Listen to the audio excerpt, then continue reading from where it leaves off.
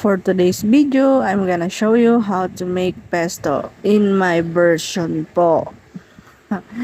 Fresh na fresh po yan at galing yan dito sa aming garden. So, maraming herbs dito, paiba-iba. Like ito, meron kaming parsley, rosemary, at meron ding dill. Ito yung parsley namin. So, gagawa na ako ng pesto. Lalagyan mo lang siya ng olive oil, pine nuts, isang bugkos na bawang, parmesan cheese, at konting asin. At syempre yun sa version ko, niluluto ko talaga yung pesto para magtagal siya. O, nakakuha na naman kayo na idea. Ginagawa lang siya sa proper way ng pesto na fresh kapag gagamitin siya agad. Pero kung gusto mo siya i-store, kailangan mo siyang lutuin bago mo siya ilagay sa grapot. Then, ayan na. Halulin ko lang mga 2 to 3 minutes. Kasi